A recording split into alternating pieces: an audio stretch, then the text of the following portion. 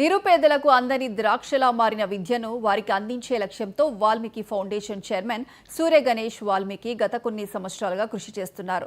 సంస్థ 17వ వార్షికోత్సవం సందర్భంగా ఏకత్వం మెనీ హ్యాండ్స్ వన్ మిషన్ పేరుతో హైదరాబాద్ శివార్లో కార్యక్రమం ఏర్పాటు చేశారు.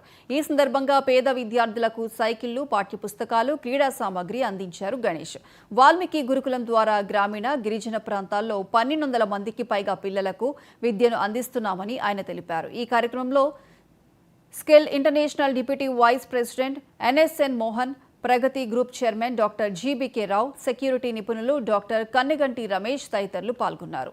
ఈ వేడుకల్లో విద్యార్థుల సాంస్కృతిక ప్రదర్శనలు, నృత్యాలు ప్రత్యేక ఆకర్షణగా నిలిచాయి.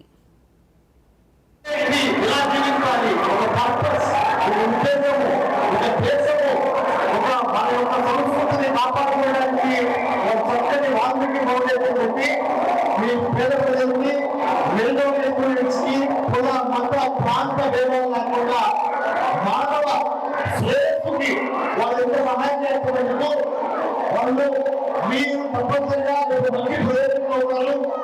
ఒకసారి చెప్పేది ఏంటమ్మా, ఒక్కసారి మీరందరూ ప్రయోజనంలో ఉన్నారు. ప్రయోజనం అయ్యి ఇంకా ఎంతో మందికి ఆ వాల్మీకి ఫౌండేషన్ లాగా మీరు కూడా మీకు చేతనైనంత నేను సైతం ప్రపంచానికి సవేదనలో పట్టి ఆహ్వానించాలని అప్పుడు శ్రీశ్రీ గారు ఎట్లా చెప్పారు, స్వామి వివేకానంద, భగత్ సింగ్ ఎలా చెప్పారు, అలానే మీరు అవ్వాలని కోరుకుంటా మీ అందరి కోసం ఫ్యూచర్ లో మీ స్టడీస్ సంబంధించి మా centre for human security studies మానవ రక్షణ అధ్యయన సంస్థ ద్వారా ఏదైనా చదువుకోవడానికి సంబంధించిన